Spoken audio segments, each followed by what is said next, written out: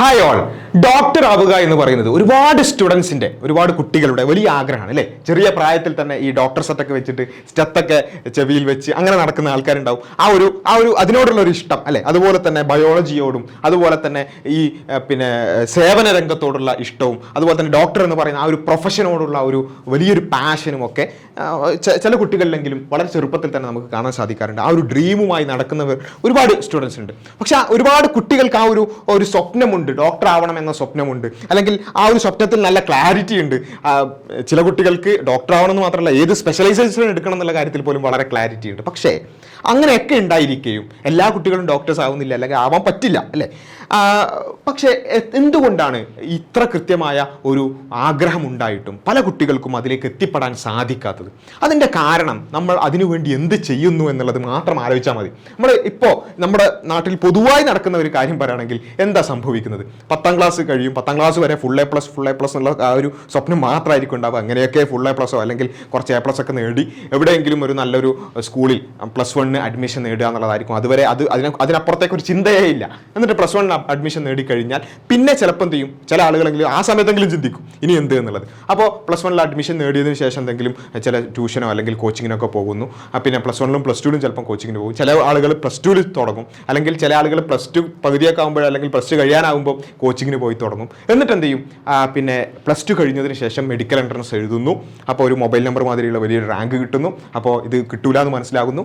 വീണ്ടും ഏതെങ്കിലും ഒരു എൻട്രൻസ് കോച്ചിങ് ഇൻസ്റ്റിറ്റ്യൂട്ടിൽ പോകുന്നു, ഒരു വർഷം റിപ്പീറ്റ് ചെയ്യുന്നു, വീണ്ടും ട്രൈ ചെയ്യുന്നു. ചിലപ്പം കിട്ടുന്നു, ചിലപ്പം കിട്ടാതിരിക്കുന്നു, വീണ്ടും ട്രൈ ചെയ്യുന്നു. ആ രൂപത്തിൽ അതാണ് ഇപ്പം നമ്മുടെ നാട്ടിൽ ഇപ്പം നടന്നുകൊണ്ടിരിക്കുന്ന ഒരു കാര്യം. അതാണ് അല്ലേ, നമ്മൾ റാങ്ക് കിട്ടിയ കുറച്ച് ആൾക്കാരെ മാത്രമേ നമ്മൾ പത്രത്തിലും ഫ്ലക്സ് ബോർഡുകളിലൊക്കെ കാണുന്നുള്ളൂ. കിട്ടാത്ത വലിയൊരു വിഭാഗം ആളുകളുണ്ട്. അവരൊക്കെ ഈ പറഞ്ഞ സ്വപ്നവുമായി നടക്കുന്നവരാണ്. പക്ഷെ അവർക്കൊന്നും ആ സ്വപ്നത്തിലേക്ക് എത്തിപ്പെടാൻ സാധിക്കുന്നില്ല എന്നുള്ളത് ഒരു യാഥാർത്ഥ്യമാണ്. എന്തുകൊണ്ട് എന്നുള്ളത് നമ്മൾ മനസ്സിലാക്കണം. ഇത് ഞാൻ ഈ പറഞ്ഞ പ്രൊസീജിയറിൻ്റെ തന്നെ പ്രശ്നമാണ്. കാരണം എന്താ, +1ലോ +2ലോ അല്ല ഇതിനെക്കുറിച്ച് ചിന്തിക്കേണ്ടത്. നമ്മുടെ വിദ്യാഭ്യാസം ഒന്ന് ആലോചിച്ച് നോക്കുക. നമ്മൾ 1ാം ക്ലാസ് തൊട്ട് +2 വരെ നമ്മുടെ പഠനം എങ്ങനെയാണ്? ഇപ്പോൾ ഉദാഹരണത്തിനാണ് ബയോളജി. ഞാൻ ബയോളജിയുമായി ബന്ധപ്പെട്ടുള്ള കുറച്ച് കാര്യങ്ങളാണ് പറയാനുള്ളത് എന്നുള്ളതുകൊണ്ട് അത് തന്നെ ഉദാഹരണത്തിന് എടുക്കാം. ബയോളജി എടുക്കുകയാണെങ്കിൽ പിന്നെ ഒരു ഹൈസ്കൂൾ തൊട്ട് അല്ലെങ്കിൽ അതിനു മുമ്പേ തന്നെ നമ്മൾ ബയോളജിയുമായി ബന്ധപ്പെട്ടുള്ള കാര്യം പഠിക്കുന്നു. പക്ഷേ നമ്മുടെ സ്കൂൾ എക്സാംസ് എങ്ങനെയാണ്? സ്കൂൾ എക്സാംസ് നമുക്കറിയാം ഡിസ്ക്രിപ്റ്റീവാണ് അല്ലേ. വിശദീകരിച്ച് എഴുതേണ്ട കാര്യങ്ങൾ, ഒരു ചോദ്യം ഉണ്ടാവും, അതിന് 3 4 അല്ലെങ്കിൽ 2 3 മാർക്ക് ഉണ്ടാവും. അതിനുവേണ്ടി വിശദീകരിച്ച് എഴുതുന്നു, അതിൻ്റെ ആൻസർ എഴുതുന്നു, അടുത്ത ചോദ്യം ഉണ്ടാവും. അതാണ് നമ്മുടെ കുട്ടികൾ +2 വരേക്കും ആ ഒരു രീതിയാണ് അവർ മനസ്സിലാക്കിയിട്ടുള്ളത്. ആ ഒരു രീതിയിലൂടെയാണ് അവർ പോയിട്ടുള്ളത്. പക്ഷേ അതൊക്കെ അങ്ങനെയൊക്കെ 10-12 വർഷം അങ്ങനെയുള്ള എക്സാംസ് എഴുതിയതിന് ശേഷം അവരെഴുതാൻ പോകുന്ന എൻട്രൻസിൽ എന്താണ് അവസ്ഥ? അവരെഴുതുന്ന എൻട്രൻസിൻ്റെ അവസ്ഥ എന്താണെന്ന് ചോദിച്ചാൽ അവിടെ ഈ വിശദീകരിച്ച് എഴുതാനുള്ള എന്തെങ്കിലും ഉണ്ടാവുമോ? ഇല്ല. അവിടെ കൃത്യമായിട്ട് മൾട്ടിപ്പിൾ ചോയ്സ് ക്വസ്റ്റ്യൻസ് MCQs ആണ് ഉണ്ടാവുക. ഒരു ചോദ്യം ഉണ്ടാവും, 4 ആൻസേഴ്സ് ഉണ്ടാവും, അതിലൊന്ന് സെലക്ട് ചെയ്യുക. അപ്പോൾ നമുക്കറിയാം MCQs ഒക്കെ ഒന്ന് ജസ്റ്റ് ഫെമിലിയർ ആയിട്ടുള്ള ആളുകൾക്കറിയാം. ആ 4 ആൻസറും ഏകദേശം ഒരേപോലെ ഉണ്ടാവും. പ്രത്യേകിച്ച് ബയോളജിയിലൊക്കെ ആണെങ്കിൽ എല്ലാം ഒരേപോലെ ഉണ്ടാവും. ഒന്ന് വായിക്കുമ്പോൾ തോന്നും ഇതാണ് ആൻസർ, അടുത്ത വായിക്കുമ്പോൾ തോന്നും ഇതാണ് ആൻസർ എന്ന് തോന്നുന്ന രൂപത്തിൽ കൺഫ്യൂസിങ് ആയിരിക്കും. അപ്പോൾ +2 വരേക്കും ഈ വിശദീകരിച്ച് ഡിസ്ക്രിപ്റ്റീവ് എക്സാംസ് എഴുതിയ കുട്ടികൾക്ക് ഒരിക്കലും എന്ത് ചെയ്യാൻ പറ്റില്ല, ഈ പറഞ്ഞ മൾട്ടിപ്പിൾ ചോയ്സ് ക്വസ്റ്റ്യൻസ് അറ്റംപ്റ്റ് ചെയ്യാൻ കഴിയില്ല. അത് പെട്ടെന്ന് ചെയ്യുക എന്നുള്ളതും അതുപോലെ തന്നെ എൻട്രൻസ് എക്സാംസിൽ സമയം വലിയൊരു ഇമ്പോർട്ടൻറ്റ് ഫാക്ടറാണ്. പെട്ടെന്ന് തന്നെ ആൻസർ എഴുതുക, അത് തന്നെ മോസ്റ്റ് അക്യൂറേറ്റ് ആയി എഴുതുക എന്നുള്ളത് വളരെ ഇമ്പോർട്ടൻ്റ് ആണ്. അതിന് ഒരു പരിശീലനം ആവശ്യം തന്നെയാണ്. അപ്പോൾ നമ്മൾ നേരത്തെ പറഞ്ഞൊരു സിസ്റ്റം വെച്ച് നോക്കുകയാണെങ്കിൽ +1ലോ +2ലോ അല്ലെങ്കിൽ +2 കഴിഞ്ഞിട്ടൊക്കെ ആയിരിക്കും ഇത്തരം ക്വസ്റ്റ്യൻസുമായിട്ട് നമ്മുടെ വിദ്യാർത്ഥികൾ എക്സ്പോസ്ഡ് ആവുന്നത് തന്നെ. അപ്പോൾ അതുകൊണ്ടാണ് യഥാർത്ഥത്തിൽ നമ്മൾ ആ വിഷയത്തിലൊന്നും പിന്നോട്ട് പോകുന്നത് എന്നുള്ളതാണ് യാഥാർത്ഥ്യം. അല്ലാതെ കേരളത്തിലോ മലയാളികൾക്കോ ഒന്നും ബുദ്ധി ഇല്ലാത്തത് കൊണ്ടൊന്നും അല്ല അവരെ മെഡിക്കൽ എൻട്രൻസിനാണെങ്കിലും മറ്റ് എഞ്ചിനീയറിംഗ് എൻട്രൻസിനാണെങ്കിലും പിന്നോട്ട് പോകുന്നത് അവർക്ക് ബുദ്ധി ഇല്ലാത്തതുകൊണ്ടല്ല. പക്ഷേ അവർ അതിനു വേണ്ടിയുള്ള ഇത്തരത്തിലുള്ള ഒരു പ്രിപ്പറേഷൻ സ്റ്റാർട്ട് ചെയ്യാൻ വൈകുന്നു എന്നുള്ളതാണ് യഥാർത്ഥത്തിൽ അതിനുള്ള കാരണം. അതുകൊണ്ടാണ് യഥാർത്ഥത്തിൽ XandY ആ ഒരു പ്രശ്നം പരിഹരിക്കുക എന്നുള്ള ഉദ്ദേശത്തിലാണ് ഹൈസ്കൂൾ തൊട്ടെങ്കിലും ഒരു 8ാം ക്ലാസ് 9ാം ക്ലാസ് ആ ഒരു സമയം തൊട്ടെങ്കിലും നിങ്ങൾ എന്ത് ചെയ്യണം, ഇത്തരം ഒരു കോമ്പറ്റീറ്റീവ് എക്സാമിൻ്റെ വേൾഡുമായി നിങ്ങളുടെ കുട്ടികളെ ഫെമിലിയറൈസ് ചെയ്യണം എന്ന ഉദ്ദേശ്യത്തെയാണ് നമ്മൾ ഫൗണ്ടേഷൻ പ്രോഗ്രാംസ് ചെയ്യുന്നത്. ഫൗണ്ടേഷൻ പ്രോഗ്രാംസിൽ നമ്മൾ ചെയ്യുന്നത് അവർ പഠിക്കുന്ന വിഷയങ്ങൾ തന്നെ, അവർ ഇപ്പോൾ സ്കൂളിൽ പഠിക്കുന്ന വിഷയങ്ങൾ തന്നെ അത് കുറച്ചൊന്ന് അഡ്വാൻസ്ഡ് ആയിട്ടും അതേപോലെ തന്നെ ഈ MCQ ഓറിയൻറ്റഡ് ആയിക്കൊണ്ടൊക്കെ അവരെ ഒന്ന് പ്രിപ്പയർ ചെയ്യിപ്പിക്കുക. എന്ന് വെച്ചാൽ അവരെ കുറേ 8ാം ക്ലാസ്സിൽ നിന്നോ 9ാം ക്ലാസ്സിൽ നിന്നോ തന്നെ +1ഉം +2ഉം പഠിപ്പിക്കുക എന്നുള്ളതല്ല അവിടെ ചെയ്യുന്നത്. ഒരിക്കലും അത് ചെയ്യാൻ പാടില്ലാത്തൊരു കാര്യമാണ്. മറിച്ച് അവർ പഠിക്കുന്ന വിഷയങ്ങൾ തന്നെ, അവർ പഠിക്കുന്ന ചാപ്റ്റേഴ്സ് തന്നെ കുറച്ചൊന്ന് അഡ്വാൻസ്ഡ് ആയിക്കൊണ്ട് ഇതിലെങ്ങനെയാണ് എൻട്രൻസ് എക്സാംസിൽ ക്വസ്റ്റ്യൻസ് വരുന്നത്, ഈ ഒരു ചാപ്റ്ററിൽ എങ്ങനെയൊക്കെ ആയിരിക്കാം പിന്നെ ചോദ്യങ്ങൾ വരുന്നത് എന്ന വിഷയങ്ങൾ അവരെ പ്രിപ്പയർ ചെയ്യിപ്പിക്കുക എന്നുള്ളതാണ് ഞങ്ങൾ ചെയ്യുന്നത്. അപ്പോൾ ഞങ്ങൾ പിന്നെ എല്ലാ വിഷയത്തിലും കെമിസ്ട്രിയിലാണെങ്കിലും ഫിസിക്സിലാണെങ്കിലും മാത്സിലാണെങ്കിലും എല്ലാം ഞങ്ങൾ എന്ത് ചെയ്തിട്ടുണ്ട്, അതിൻ്റെ പിന്നെ കോഴ്സൊക്കെ വളരെ സ്ട്രക്ചേർഡായി നടക്കുന്നുണ്ട്. അതിൻ്റെ ആപ്പിൽ അതിൻ്റെ പിന്നെ വീഡിയോസ് നമ്മൾ പ്രൊവൈഡ് ചെയ്യുന്നുണ്ട്, ലൈവ് ക്ലാസ്സും ഡൗട്ട് ക്ലിയറൻസും ഒക്കെ ചെയ്യുന്നുണ്ട്. അതോടൊപ്പം തന്നെ ഞങ്ങളുടെ ഈ ഒരു ഫൗണ്ടേഷൻ പ്രോഗ്രാം എന്താണ് എന്ന് മനസ്സിലാക്കാൻ ഞങ്ങളുടെ പുസ്തകങ്ങൾ, ഞങ്ങളുടെ ബുക്സ് വളരെ കൃത്യമായി ഒന്ന് പരിശോധിച്ചാൽ തന്നെ അത് വളരെ ക്ലിയറായി മനസ്സിലാകും. അതിൽ ഞാൻ ബയോളജി മാത്രം ഒന്ന് പരിചയപ്പെടുത്തുക എന്നുള്ളതാണ് ഈ വീഡിയോയിൽ ഞാൻ ഉദ്ദേശിക്കുന്നത്. ഇത് ബയോളജി നമ്മുടെ ഫൗണ്ടേഷൻ സ്റ്റുഡൻസിന് ഞങ്ങൾ പ്രൊവൈഡ് ചെയ്യുന്ന പുസ്തകത്തിൻ്റെ ബയോളജി വർക്ക് ബുക്കുകളാണിത്. ഇത് 8ാം ക്ലാസ്സിലെ ബയോളജി വർക്ക് ബുക്കാണ്, ഇത് 9ാം ക്ലാസ്സിലെ ബയോളജി വർക്ക് ബുക്കാണ്, ഇത് 10ാം ക്ലാസ്സിലെ ബയോളജി വർക്ക് ബുക്കാണ്. ഇതിൽ എന്താണ് ഞങ്ങൾ പ്രൊവൈഡ് ചെയ്യുന്നത് എന്നറിയാൻ ജസ്റ്റ് ഏതെങ്കിലും ഒരു ക്ലാസ്സിലെ ഒരു ഉദാഹരണം എടുത്ത് പറഞ്ഞാൽ തന്നെ മനസ്സിലാകും എന്നാണ് ഞാൻ മനസ്സിലാക്കുന്നത്. അപ്പോൾ ഇത് 8ാം ക്ലാസ്സിലെ ബയോളജി വർക്ക് ബുക്കാണിത്. ഇതിലെന്താണുള്ളത്, ഇതിൻ്റെ കോണ്ടന്റ് തന്നെ നമുക്ക് ആദ്യം ഒന്ന് പരിശോധിച്ച് നോക്കാം. 8ാം ക്ലാസ്സിലെ ബയോളജി വർക്ക് ബുക്കിൻ്റെ കോണ്ടന്റ് ആണ്. ഒന്നാമത്തെ ചാപ്റ്റർ സെല്ല്, അതുപോലെ തന്നെ രണ്ടാമത്തേത് സെൽ ക്ലസ്റ്റേഴ്സ്, അതായത് tissues, crop production, micro organisms, why classification, diversity for sustenance, conservation of plants and animals, reproduction in animals, അതുപോലെ തന്നെ reaching the age of adolescence. ഇതാണ് ചാപ്റ്റേഴ്സ്. ഇത് വായിക്കുമ്പോൾ തന്നെ ഈ സിലബസ് അറിയുന്ന ആളുകൾക്കറിയാം.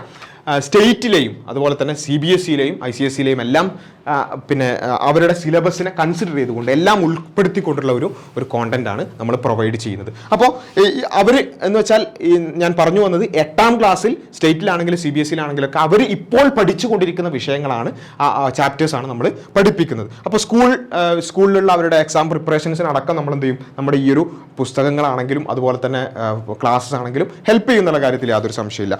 എന്നിട്ട് നമ്മൾ എന്താണ് അതിൽ ചെയ്യുന്നത്, ഒരൊറ്റ ചാപ്റ്റർ മാത്രം ഉദാഹരണമായി പരിശോധിച്ചാൽ കാര്യം മനസ്സിലാവുമെന്ന് വിചാരിക്കുന്നു. ഒന്നാമത്തത് സെൽ സ്ട്രക്ചർ ആൻഡ് ഫംഗ്ഷൻ, അതായത് സെല്ലുമായി ബന്ധപ്പെട്ടുകൊണ്ടുള്ള ഒന്നാമത്തെ ചാപ്റ്റർ.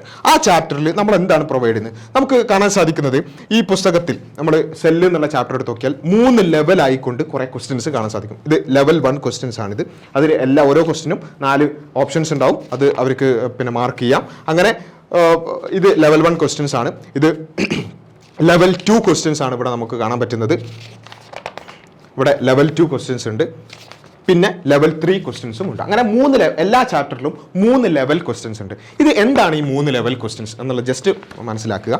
ലെവൽ 1 ക്വസ്റ്റ്യനിൽ നമ്മൾ ചെയ്യുന്നത് അവർക്ക് ഇപ്പോൾ സ്കൂളിൽ 8ാം ക്ലാസ്സിൽ ലെവലിൽ അവർക്ക് എന്തൊക്കെയാണ് പഠിക്കാനുള്ളത്, അപ്പോൾ സെല്ലുമായി ബന്ധപ്പെട്ടുകൊണ്ട് 8ാം ക്ലാസ്സിലെ ലെവലിൽ നിന്നുകൊണ്ട് അവർക്ക് എന്തൊക്കെയാണ് പഠിക്കാനുള്ളത് ആ വിഷയത്തിലുള്ള, അതായത് സ്കൂൾ പ്രിപ്പറേഷൻസിനടക്കം അവരെ സഹായിക്കുന്ന രൂപത്തിൽ, എന്നാൽ ചോദ്യങ്ങൾ എന്താണ്, മൾട്ടിപ്പിൾ ചോയ്സ് ആണ്. അപ്പോൾ എൻട്രൻസിൻ്റെ ആ ഒരു രൂപം, എന്നാൽ അവർ സ്കൂളിൽ പഠിക്കുന്ന കാര്യങ്ങൾ തന്നെ. അപ്പോൾ നമുക്കറിയാം ബയോളജിയെ സംബന്ധിച്ചിടത്തോളം നമുക്കറിയാം ബയോളജിയിലെ മൾട്ടിപ്പിൾ ചോയ്സ് ക്വസ്റ്റ്യൻസ്, എൻട്രൻസ് എക്സാംസിൻ്റെ ക്വസ്റ്റ്യൻസ് ഒക്കെ ജസ്റ്റ് ഒന്ന് പരിശോധിച്ച ആളുകൾക്കറിയാം എങ്ങനെയൊക്കെയാണ് ഇത് വരാറുള്ളത് എന്നുള്ളതും ഏതൊക്കെ രൂപത്തിൽ ട്രിക്ക് ആയിക്കൊണ്ടാണ് വരുന്നത് എന്നുള്ളതും. അങ്ങനെ കുറച്ച് ട്രിക്കുകളുണ്ട്, അതൊന്ന് നമ്മൾ ചെയ്ത് തന്നെ, അല്ലാതെ പിന്നെ ഏതെങ്കിലും ഒരു 2 മിനിറ്റ് കൊണ്ട് പറഞ്ഞു കൊടുക്കാൻ പറ്റുന്ന എന്തെങ്കിലും ട്രിക്ക് അല്ല, മറിച്ച് അത് ചെയ്ത് വരുമ്പോഴാണ് അതിൻ്റെ സ്പീഡും അതുപോലെ തന്നെ ആ ട്രിക്ക് മനസ്സിലാക്കി പെട്ടെന്ന് തന്നെ ആൻസറിലേക്ക് എത്താനൊക്കെ നമുക്ക് സാധിക്കുക. അപ്പോൾ അത് അവരെ പിന്നെ പരിശീലിപ്പിക്കുക എന്നുള്ള ഉദ്ദേശത്തിൽ അവരിപ്പോൾ സ്കൂളിൽ പഠിക്കുന്ന ആ വിഷയങ്ങൾ തന്നെ ആ ലെവലിൽ നിന്നുകൊണ്ട് തന്നെയുള്ള ക്വസ്റ്റ്യൻസ് ആണ് ലെവൽ 1 ക്വസ്റ്റ്യൻസിൽ നമ്മൾ പിന്നെ ഇൻക്ലൂഡ് ചെയ്തിട്ടുള്ളത്. അത് അവർക്ക് ചെയ്തു നോക്കാം. അത് ക്ലിയർ ആണെന്നുണ്ടെങ്കിൽ അവരുടെ സ്കൂൾ ലെവൽ പിന്നെ ഏകദേശം പക്ക ആണെന്ന് നമുക്ക് ഉറപ്പുവരുത്താം. ബയോളജിയുടെ കാര്യമാണ് പറയുന്നത്. ഓക്കെ, രണ്ടാമത്തത് ലെവൽ 2 ക്വസ്റ്റ്യൻസ്. ലെവൽ 2 ക്വസ്റ്റ്യൻസ് നമ്മൾ ചെയ്യുന്നത് അവർക്ക് തന്നെ ഇപ്പം 8ാം ക്ലാസ്സുകാർക്കാണെങ്കിൽ പല സ്കോളർഷിപ്പ് എക്സാംസ് ഉണ്ട്, NMMS പോലെ. അതുപോലെ തന്നെ 10ാം ക്ലാസ്സുകാർക്കാണെങ്കിൽ NTSE ഉണ്ട്, KVPY ഉണ്ടായിരുന്നു, അതുപോലെ തന്നെ ഒളിമ്പ്യാഡുകളുണ്ട്. അങ്ങനെയുള്ള ഒരുപാട് പിന്നെ സ്കോളർഷിപ്പ് എക്സാംസ് ഉണ്ട്. അപ്പോൾ അങ്ങനെയുള്ള എന്നാൽ അവരുടെ സ്കൂൾ ലെവലിൽ നിന്നും കുറച്ചൊരു അഡ്വാൻസ്ഡ് ആയിക്കൊണ്ട് ചോദിക്കുന്ന സ്കോളർഷിപ്പ് എക്സാംസിൽ ചോദിക്കുന്ന ചോദ്യങ്ങൾ ആണ് ഞങ്ങൾ 2ാമത്തെ ലെവലിൽ ഉൾപ്പെടുത്തിയിട്ടുള്ളത്. എന്ന് വെച്ചാൽ ഒരു സ്കൂളിൻ്റെ ലെവലിന് അപ്പുറത്തേക്ക് കുറച്ചൊന്ന് പിന്നെ അഡ്വാൻസ്ഡ് ആയി പഠിക്കാൻ അവർക്ക് സഹായിക്കുന്ന രൂപത്തിലുള്ള ക്വസ്റ്റ്യൻസ് ആണ് ലെവൽ 2 വിഭാഗത്തിൽ നമ്മൾ പിന്നെ ഉൾപ്പെടുത്തിയിട്ടുള്ളത്. അതും വളരെ ഇമ്പോർട്ടൻ്റ് ആണ്. നമ്മുടെ സ്റ്റുഡൻസിനോട് പറയാറുള്ളത് ആ ഒരു ഭാഗം കൂടി, അല്ലെങ്കിൽ അതുകൂടി നിങ്ങൾ എന്ത് ചെയ്യണം, നിർബന്ധമായി അറ്റംപ്റ്റ് ചെയ്ത് ഏതെങ്കിലും തെറ്റുന്നുണ്ടെങ്കിൽ, അതിൽ തെറ്റാൻ കുറച്ച് സാധ്യത കൂടുതലാണ്, കുറച്ചൊരു അഡ്വാൻസ്ഡ് ആയതുകൊണ്ട് തന്നെ. അപ്പോൾ അത് തെറ്റുന്നുണ്ടെങ്കിൽ ഇതിൻ്റെ പിന്നിൽ നമ്മളത് ഓരോന്നിൻ്റെയും വളരെ പിന്നെ കൺഫ്യൂസിങ് ആയിട്ട് തോന്നുന്നതിൻ്റെയൊക്കെ എക്സ്പ്ലനേഷൻസ് ഒക്കെ കൊടുത്തിട്ടുണ്ട്. അതൊക്കെ ഒന്ന് വായിച്ച് ക്ലിയർ ആണെന്ന് ഉറപ്പ് വരുത്തേണ്ടതുണ്ട്. അതുപോലെ തന്നെ എന്തെങ്കിലും സംശയങ്ങളുണ്ടെങ്കിൽ ഫാക്കൽറ്റീസുമായി പിന്നെ നിങ്ങൾക്ക് ഡൗട്ട് ക്ലിയറൻസ് ചെയ്യാം എന്നൊക്കെ നമ്മൾ പറയുന്നുണ്ട്. അപ്പോൾ ആ നിലക്ക് ലെവൽ 2 ക്വസ്റ്റ്യൻസിൽ അത്തരത്തിലുള്ള സ്കോളർഷിപ്പ് എക്സാംസിൽ ചോദിക്കുന്ന ചോദ്യങ്ങളാണ് നമ്മൾ ഇൻക്ലൂഡ് ചെയ്തിട്ടുള്ളത്. ഇനി ലെവൽ 3 ക്വസ്റ്റ്യൻസിൽ ക്വസ്റ്റൻസിൽ നമ്മൾ ഇൻക്ലൂഡ് ചെയ്തിട്ടുള്ളത് മെഡിക്കൽ എൻട്രൻസിന് തന്നെ, അതായത് ഒറിജിനൽ ആയിട്ടുള്ള മെഡിക്കൽ എൻട്രൻസിന് ചോദിച്ചിട്ടുള്ള അല്ലെങ്കിൽ മെഡിക്കൽ എൻട്രൻസിൻ്റെ മോഡൽ ക്വസ്റ്റൻസ്, ഒരുപാട് മോഡലുകൾ ലഭ്യമാണല്ലോ. അപ്പോൾ അത്തരത്തിലുള്ള മെഡിക്കൽ എൻട്രൻസിന് ഡയറക്റ്റ് ആയിട്ട് ചോദിച്ചതോ അല്ലെങ്കിൽ ആ മോഡൽ ക്വസ്റ്റൻസോ ആണ് നമ്മൾ ലെവൽ 3 ക്വസ്റ്റൻസിൽ പിന്നെ ഇൻക്ലൂഡ് ചെയ്തിട്ടുള്ളത്. അപ്പോൾ സ്വാഭാവികമായിട്ട് സംശയം ഉണ്ടാവും, ഈ 8ാം ക്ലാസ്സിലും 9ാം ക്ലാസ്സിലും 10ാം ക്ലാസ്സിലും പഠിക്കുന്ന കുട്ടികളെ കൊണ്ട് മെഡിക്കൽ എൻട്രൻസ് ക്വസ്റ്റൻസ് ചെയ്യിപ്പിക്കേണ്ടതുണ്ടോ എന്നുള്ളത്.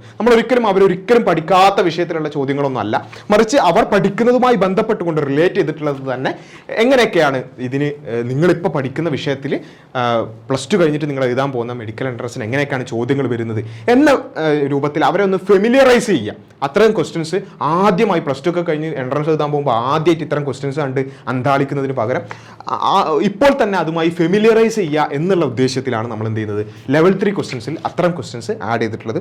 അതിൽ ഞങ്ങൾ സ്റ്റുഡൻസിനോട് പറയാനുള്ളത്, നിങ്ങൾ ലെവൽ 3 ക്വസ്റ്റ്യൻസ് അറ്റൻഡ് ചെയ്തിട്ട് ഒന്നുപോലും കിട്ടിയിട്ടില്ലെങ്കിൽ പോലും നിങ്ങൾ ഒരു നിലക്കും ബേജാറാവേണ്ടതില്ല എന്നാണ്. കാരണം അത് അവർക്ക് പിന്നെ ഉത്തരം കിട്ടണമെന്ന നിർബന്ധത്തിൽ നമ്മൾ കൊടുക്കുന്നതല്ല, മറിച്ച് അതൊക്കെ വായിക്കുമ്പോഴാണ് ഞാനിപ്പോൾ പഠിക്കുന്ന സെല്ല് എന്ന് പറയുന്ന ഈ ചാപ്റ്ററുമായി ബന്ധപ്പെട്ടുകൊണ്ട് ഇങ്ങനെ അഡ്വാൻസ്ഡ് ആയിട്ടൊക്കെയാണ് ചോദിക്കുന്നത്, അല്ലെങ്കിൽ ഇതുമായി ബന്ധപ്പെട്ടുകൊണ്ട് ഇങ്ങനെയുള്ള ചോദ്യങ്ങളൊക്കെ വരുന്നുണ്ട്, ഈ ഏരിയയിൽ നിന്നൊക്കെയാണ് കൂടുതൽ ചോദ്യങ്ങൾ വരുന്നത്. ഇപ്പോൾ സെല്ല് നോക്കുകയാണെങ്കിൽ അതിലെ പിന്നെ ന്യൂക്ലിയസ് ആയിട്ട് ബന്ധപ്പെട്ടുകൊണ്ട് അല്ലെങ്കിൽ അതിലെ ജീനുകളുമായി ബന്ധപ്പെട്ടുകൊണ്ടൊക്കെ ചോദ്യങ്ങൾ ഇങ്ങനെയൊക്കെയാണ് വരുന്നത്. അപ്പോൾ ഇനി ഞാനത് സെല്ല് പഠിക്കുമ്പോൾ ഇത് കുറച്ചുകൂടി ഈ ഒരു ഭാഗം കൂടി കൂടുതലായിട്ട് പഠിക്കേണ്ടതുണ്ട്. അത് തന്നെ ഏതൊക്കെ രൂപത്തിലാണ് ആ ചോദ്യങ്ങൾ വരുന്നത്, എങ്ങനെയൊക്കെയാണത് പെട്ടെന്ന് അറ്റംപ്റ്റ് ചെയ്യേണ്ടത് എന്ന വിഷയത്തിലൊക്കെ ഒരു ധാരണ കിട്ടുക എന്നതാണ് നമ്മളവിടെ ഉദ്ദേശിച്ചത്. അപ്പോൾ അതാണ് ലെവൽ 3 ക്വസ്റ്റ്യൻസിൽ നമ്മൾ ഇൻക്ലൂഡ് ചെയ്തിട്ടുള്ളത്.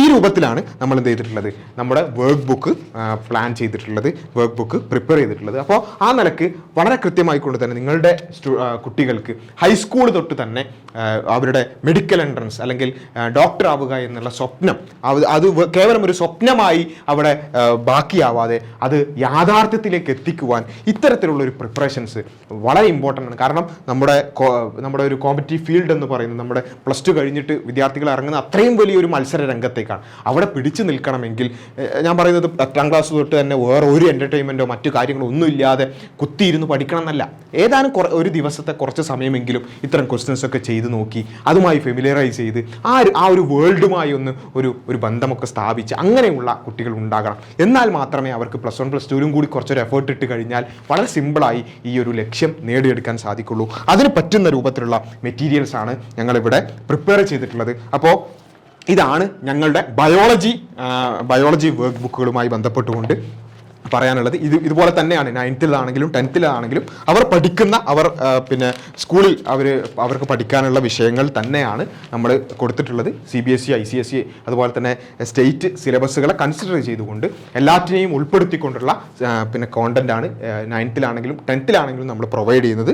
അതിനുശേഷം അവർക്ക് എന്ത് ചെയ്യാൻ പറ്റും, അതിൻ്റെ കുറച്ച് അഡ്വാൻസ്ഡ് ആയിട്ടുള്ള ഈ പറഞ്ഞ ലെവൽ 1 ലെവൽ 2 ലെവൽ 3 ക്വസ്റ്റ്യൻസ് ആയിക്കൊണ്ട് എല്ലാ ചാപ്റ്റേഴ്സിലും നമ്മളിങ്ങനെ പ്രൊവൈഡ് ചെയ്തിട്ടുണ്ട്. അപ്പോൾ ഇതാണ് ബയോളജി ബുക്കുകളുമായി ബന്ധപ്പെട്ടുകൊണ്ട് ബാക്കിയുള്ള പിന്നെ സബ്ജക്റ്റുകളുടെ പുസ്തകങ്ങളെക്കുറിച്ചുള്ള ഡീറ്റെയിൽസും മറ്റു കാര്യങ്ങളൊക്കെ വേറെ വീഡിയോസ് ആയിട്ട് നമ്മൾ ഓൾറെഡി അപ്ലോഡ് ചെയ്തിട്ടുണ്ട്, ഇനിയും അപ്ലോഡ് ചെയ്യുന്നതാണ്. അപ്പോൾ ഇതാണ് ബയോളജി വർക്ക് ബുക്കുകളുമായി ബന്ധപ്പെട്ടുകൊണ്ട് XandY ഫൗണ്ടേഷനിലെ ബയോളജി വർക്ക് ബുക്കുകളുമായി ബന്ധപ്പെട്ടുകൊണ്ട് നമ്മൾ പറയുന്നത്. അപ്പോൾ ഈ രൂപത്തിൽ നേരത്തെ പ്രിപ്പയർ ചെയ്യുകയാണെങ്കിൽ, നേരത്തെ നമ്മൾ തയ്യാറെടുക്കാൻ റെഡി ആവുകയാണെങ്കിൽ നമുക്ക് നമ്മുടെ ലക്ഷ്യത്തിലേക്ക് എത്തിപ്പെടാൻ സാധിക്കും എന്നുള്ള കാര്യത്തിൽ യാതൊരു സംശയമില്ല. അപ്പോൾ ആ നിലക്ക് നമ്മുടെ ലക്ഷ്യത്തിന് വേണ്ടി എന്തെങ്കിലുമൊക്കെ നേരത്തെ ചെയ്തു വെക്കുക, കുറച്ചൊന്ന് ഇൻവെസ്റ്റ്മെൻറ്റ് അല്ലേ, ആ ഒരു ചെറിയൊരു ടൈം ഇപ്പോൾ തന്നെ ഫുള്ളി പഠിക്കണം, ഫുള്ളി എല്ലാം മാറ്റി വെച്ച് പഠിക്കുക എന്നുള്ളതല്ല, മറിച്ച് കുറച്ച് ടൈം ഒന്ന് ഇൻവെസ്റ്റ് ചെയ്താൽ ഫ്യൂച്ചറിലേക്കൊരു ഇൻവെസ്റ്റ്മെൻറ്റ് തന്നെ ആയിരിക്കും അത് എന്നുള്ള കാര്യത്തിൽ യാതൊരു സംശയമില്ല. അപ്പോൾ അതാണ് XandYയിലെ ബയോളജിയുമായി ബന്ധപ്പെട്ടുകൊണ്ട് പറയാനുള്ളത്. ഓക്കെ, എല്ലാവർക്കും ഉപകാരപ്പെട്ടു എന്ന് വിചാരിക്കുന്നു. Thank you.